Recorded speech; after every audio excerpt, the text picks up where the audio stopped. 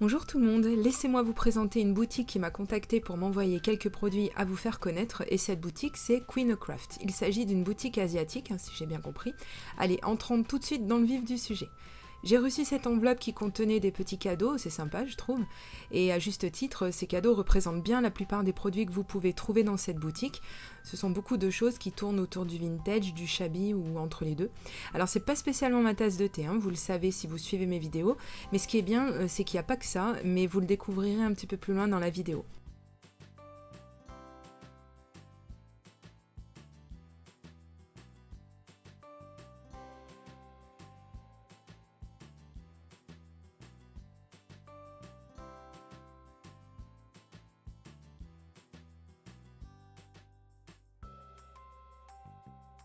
Voilà, donc je mets de côté ces petits présents, merci Queenocraft, et passons aux 4 éléments que j'ai pu choisir dans la boutique. Alors si on est attentif, on s'aperçoit que 3 des 4 articles portent le logo de la marque, mais pas le dernier. Le dernier d'ailleurs ne figurait pas dans les articles que j'avais au choix, mais j'ai tenté quand même de le demander pour le tester, et apparemment ça a marché, puisqu'il est bien là. Le premier se compose de 2 dies, mais penchons-nous rapidement sur la présentation. Je trouve que ces petits emballages font très qualitatif avec leur fermeture par zip, c'est bien pratique pour les stocker. Ce set de dies se compose d'une bannière et d'un ensemble de tournesols. Alors, j'ignore dans quel sens on les utilise, mais enfin, ils sont très beaux. Le second, toujours dans son emballage hermétique, comporte un assortiment de 4 fleurs, 2 pleines et 2 évidées.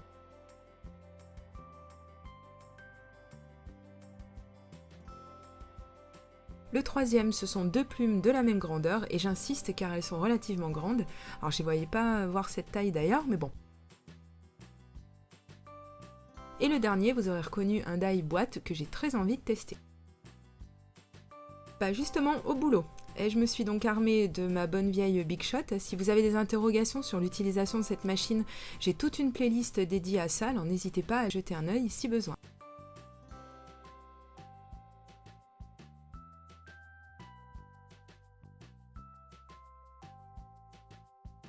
J'installe la plateforme et mes plaques, que je devrais peut-être mettre en retraite, je m'en rends bien compte. Bah oui, parce que ça finit par laisser des traces sur le papier, mais enfin... Bon, et oh, on n'est pas là pour parler de ça, alors hop hop hop, on ne perd pas de temps, et allons-y madame. Je vais commencer avec le set de plumes, et je vous informe que je vais tester sur 2 papiers de grammage différents, du DCP de 120 grammes et du China de 300 grammes. Je ferai ainsi tout le long de la vidéo, le premier test avec du 120 grammes et le second avec du 300.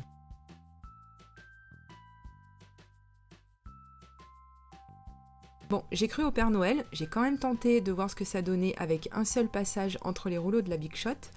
Bah, c'est pas si mal, mais il manque quelques endroits qui nécessitent un second passage, mais bon, le contraire aurait été étonnant.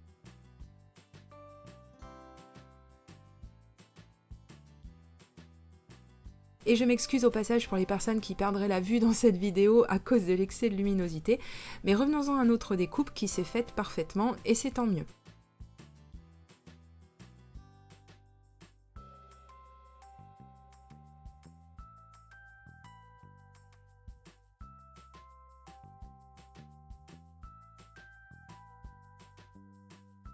Je mets ma Big Shot de côté et c'est équipé de mon vieux compas que je m'en vais extraire ma découpe.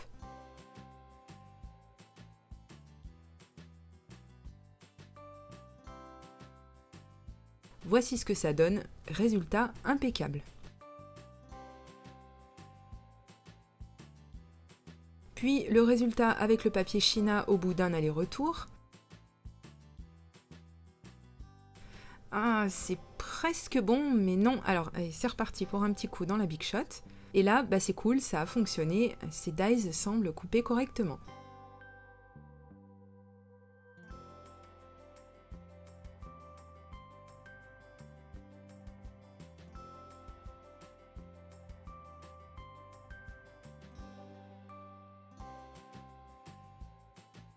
Deuxième test avec les dies fleurs.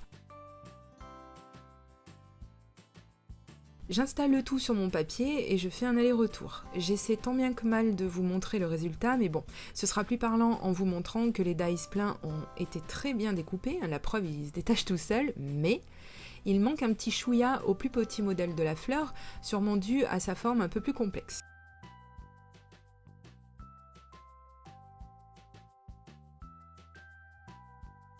Puis, ne me reste plus qu'à enlever les excédents de découpe, et là, franchement, j'étais surprise par la beauté toute simple de cette fleur. Encore un coup de mon côté romantique, hein, c'est sûr. Non, mais franchement, elle est vraiment jolie.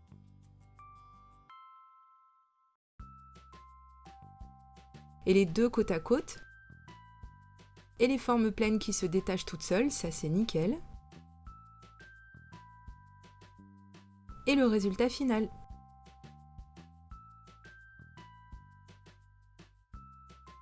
Passons au grammage supérieur. Alors sans surprise, toujours avec un aller-retour, les formes pleines se détachent bien, mais les autres, même si on n'est pas loin, va falloir faire un petit tour supplémentaire de Big Shot. Mais comme pour beaucoup d'autres dies, d'autres marques de toute façon. Surtout que j'y vais nature peinture, je fais le test sans aide à la découpe, juste pour vraiment essayer sans filtre.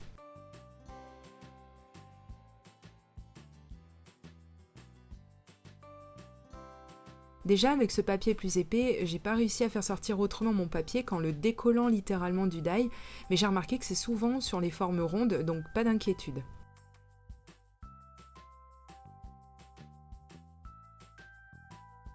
Mais j'ai quand même dû y aller au forceps, enfin à la pointe du compas, et j'ai eu un peu chaud parce que j'ai cru plusieurs fois déchirer ma découpe. Mais finalement non, et c'est tant mieux.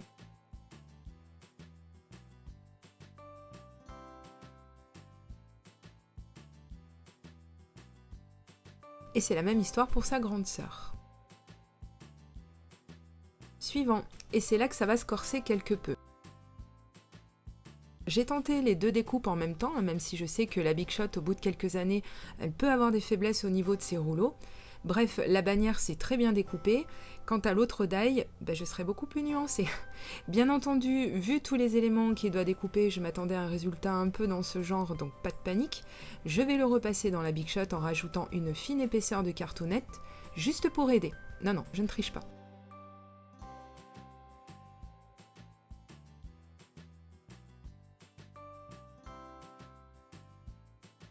Bon, alors déjà, ça a un peu tordu le die, super, mais surtout, le résultat n'est pas encore là. Et c'est parti pour un troisième passage, on voit le bout. Je décide d'en rester là et de commencer à ôter les excédents de la découpe. Alors autant la bannière, il n'y en a pas spécialement des excédents, et elle se détache très bien. Au passage, je vous montre sa particularité et pourquoi je l'ai choisie, parce qu'elle a un côté relief qu'on peut lui donner, et ça m'a plu.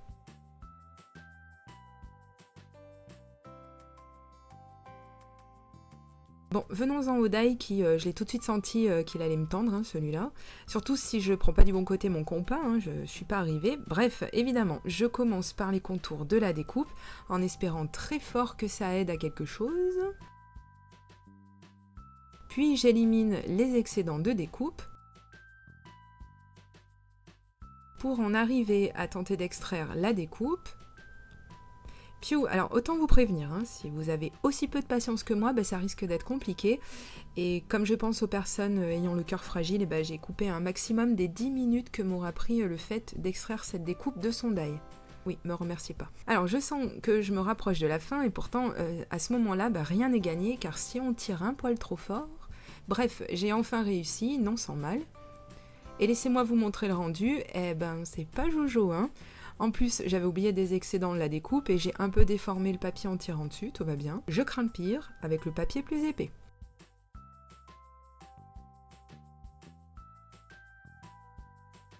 J'ai laissé l'intérieur des fleurs parce que j'ai pas réussi à les évider, mais ça rend bien finalement. Et ne cherchez pas dans la suite de la vidéo le test avec du papier plus épais, franchement, j'ai pas eu le courage, j'avoue.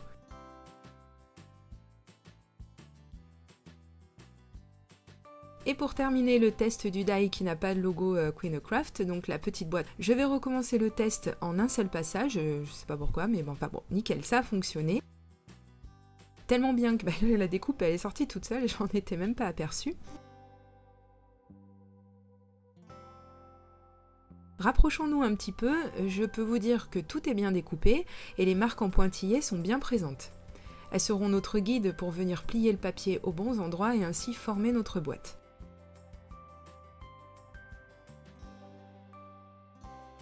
Une fois terminé, il ne reste qu'à coller les parties qui vont donner sa forme à la boîte.